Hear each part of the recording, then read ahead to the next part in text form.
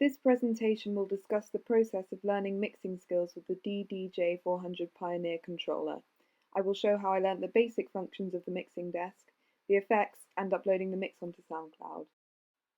I immediately started by using the quick starter tutorials supplied by Rekordbox. These were great at telling you the functions of the controller, as well as offering direct feedback as you set up the mixing desk, since sensors in the controller would trigger notifications on the screen to show you put the controls in the right place. I started the project primarily using YouTube videos to try and get to grips with the functions quickly. I would follow along with the video, then turn off the guide and try and do it on my own with the demo tracks supplied by Rekordbox due to their simple structure.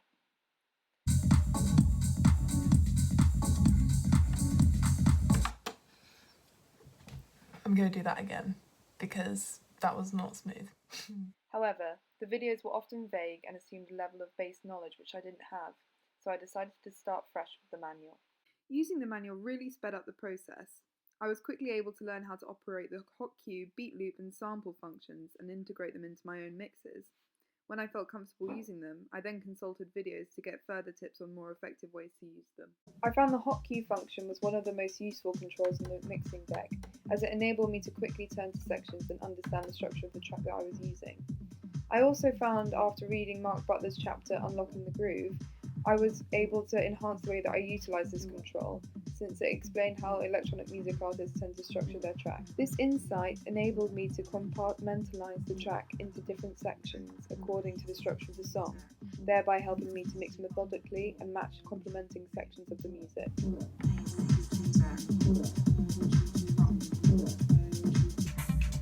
Whilst learning the functions of the beat loop was straightforward, the design of this control on the deck was inconvenient and awkward. Whilst the function of the cue points indicated the structure, the beat loops were comparatively stylistic.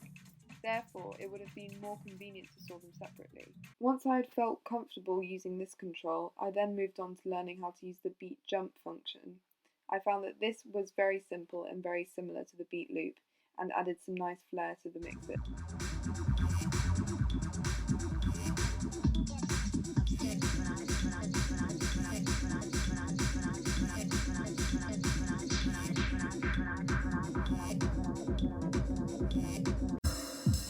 The process of learning how to use the sampler function was also easy, and I found the demo samples useful starting points to get to grips with this function.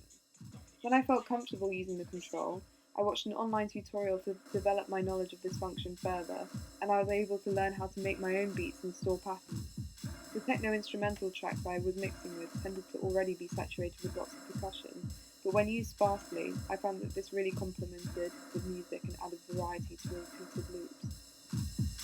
It took a couple of days of practice after learning each new stage to get to grips with the functions I had just been introduced to, so I could use these skills comfortably in the context of my own music.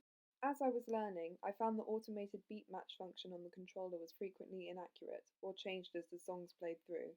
I was keen to learn this skill manually anyway, so I incorporated manual beat matching into my learning process. Something the manual didn't disclose were the different effects which you could apply on the controller and the impact these would have on the music. I found a really useful tutorial on YouTube by Point Blank Music School which explored 5 different effects. It explained the qualities of the phaser, delay, low-cut echo, spiral and Mobius saw effects, the optimum settings for each of them and the most effective context they could be used in. I found the sound effects were more effective when singular tracks were being played. This was particularly evident for the low-cut echo effect.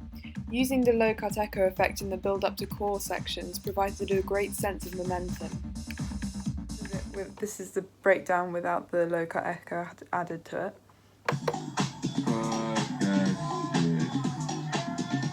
Hold on, I got to start this motherfucking record over again. Wait a minute.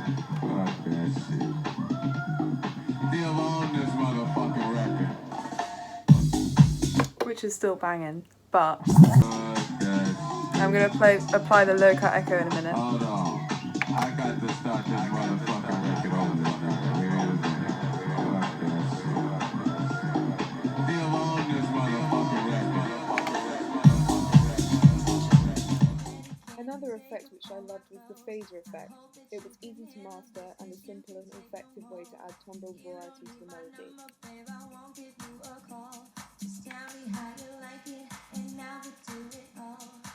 After recording my mix for the presentation, I was confused as to why it hadn't recorded when I'd followed the instructions in the manual. It was only after asking someone who has the same controller and software that I found out I could not use streamed music to record with from SoundCloud, and that I needed to purchase the songs individually. This was deeply frustrating and tedious to resolve, as I had to then copy all of the previous cue and beat loop points from my tracks over.